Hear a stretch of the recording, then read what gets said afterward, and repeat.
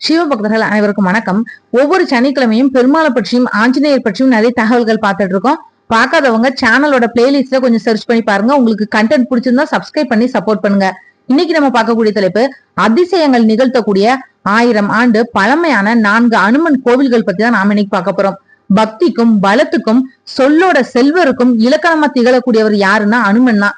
இந்தியாவுல பல லட்சக்கணக்கான அனுமன் கோவில்கள் இருந்தாலும் சில குறிப்பிட்ட கோவில்கள் அதோட பழமையாலும் அங்க இன்னைக்கும் நிகழக்கூடிய சில விளக்க முடியாத அதிசயங்களாலும் பக்தர்களை மெய் சிலிர்க்க வைக்குது. முதலாவதா பார்க்கக்கூடியது அனுமன் தாரா சித்திரக்கூடம் உத்தரப்பிரதேசத்துல இருக்கு. ராமாயண காலத்தோட தொடர்புடைய ரொம்ப முக்கியமான தலம் தான் இது. இலங்கையை எடுத்ததுக்கு அப்புறமா அனுமனோட உடல்ல ஏற்பட்ட வெப்பத்தை தணிக்கிறதுக்காக ஸ்ரீ ராமரே அம்பு எய்து இந்த நீர்வீழ்ச்சியை உருவாக்குறதா சொல்லப்படுது. இந்த கோவிலோட அதிசயம் என்ன அப்படின்னா, இந்த கோவில்ல இருக்கக்கூடிய அனுமன் சிலையோட தோள்பட்டையில இருந்து எப்பவுமே ஒரு மெல்லிய நீரோடை விழுந்துட்டே இருக்குமா. அந்த நீர் அனுமனோட சிலைக்கு திருமஞ்சனம் செய்யறது மாதிரியே விழுந்து ஒரு சிறிய குளத்துல சேருது.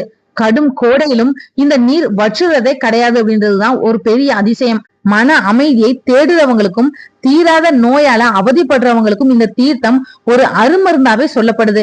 ரெண்டாவதா பார்க்கக்கூடியது மெஹந்திப்பூர் பாலாஜி கோவில் ராஜஸ்தான்ல இருக்கு.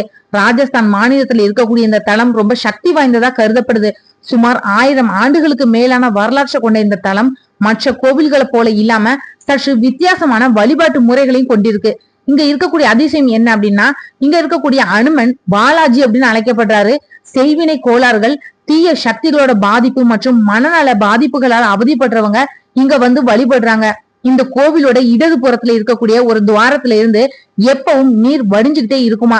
இங்க வரக்கூடிய பக்தர்கள் அந்த நீரை தெளிச்சு கொள்றது மூலமா தங்களோட கர்ம வினைகள் நீங்கிறதா நம்புறாங்க. இந்த கோவில்ல வழங்கப்படக்கூடிய பிரசாதத்தை வீட்டுக்கு எடுத்துட்டு செல்லக்கூடாது அப்படின்றது ஒரு ஐதீகம். மூன்றாவதா பார்க்கக்கூடியது சலங்கூர் அனுமன் கோவில் குஜராத்ல இருக்கு. குஜராத்தோட போட்டாட் மாவட்டத்துல அமைந்திருக்கக்கூடிய இந்த கோவில் கஷ்டபஞ்சன் அனுமன், அதாவது துன்பங்களை நீக்கிறவர் அப்படின்னு அழைக்கப்படுது. சுவாமி நாராயண் என்பவரால சுமார் 150 ஆண்டுகளுக்கு முன்னாடி புனரமைக்கப்பட்டாலும் இதோட மூலவர் சிலை ரொம்பவே பழமையானது. இந்த கோவிலோட அதிசயம் என்ன அப்படின்னா, இந்த கோவில்ல அனுமன் தன்னோட காலடியில ஒரு பெண் உருவத்தை மிதித்தபடியே காட்சி கொடுக்கிறாரு. அது சனி பகவானோட பெண் வடிவம் அப்படின்னு சொல்லப்படுது.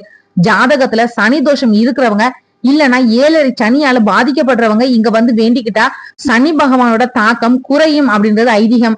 அனுமனை தரிசனம் செஞ்சாலே தீய சக்திகள் விலகி ஓடும் அப்படின்றது இந்த தலத்தோட ரொம்ப பெரிய நம்பிக்கை.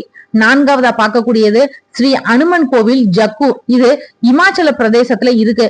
சிம்லாவில இருக்கக்கூடிய ஜக்கு மலையில அமைந்திருக்கக்கூடிய இந்த கோவில் கடல் மட்டத்துல இருந்து 8000 அடி உயரத்துல இருக்கு. லட்சுமணன் மயக்கமுற்றப்போ சஞ்சீவி மூலிகையை தேடி சென்ற அனுமன் இந்த மலையில தங்கி ஓய்வெடுத்ததா புராணம் சொல்லுது. இந்த கோவிலோட அதிசயத்தை பத்தி பார்க்கலாம். அனுமன் இந்த மலையில கால் பதிச்சப்போ அவரோட பாரம் தாங்காம மலை பாதியா அமுங்கினதா சொல்லப்படுது.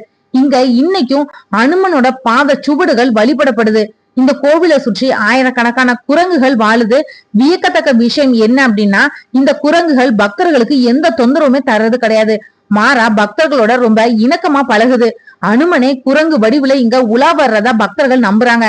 இந்த 4 தலங்களும் வெறும் வழிபாட்டு தலங்கள் மட்டும் கிடையாது, அது இந்தியாவோட தொன்மையான ஆன்மீக வரலாற்றையும் அனுமனோட அளப்பரிய சக்தியையும் பறைசாற்றக்கூடிய சான்றுகளாவே இருக்கு. நம்பிக்கையோட இந்த தலங்களுக்கு செல்றவங்க இன்னைக்கும் பல அதிசயங்களை அனுபவிச்சுட்டு வராங்க. இந்த வீடியோ உங்களுக்கு பிடிச்சதா மத்தவங்களுக்கு ஷேர் பண்ணி விடுங்க. நாளைக்கு மற்றும் ஒரு நல்ல தலைப்புல நான் உங்களை சந்திக்கிறேன். நன்றி.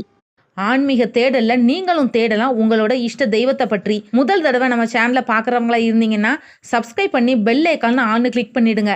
அப்பதான் நான் போடுற பதிவு உடனடியாக நோட்டிஃபிகேஷனாக உங்ககிட்ட வரும்.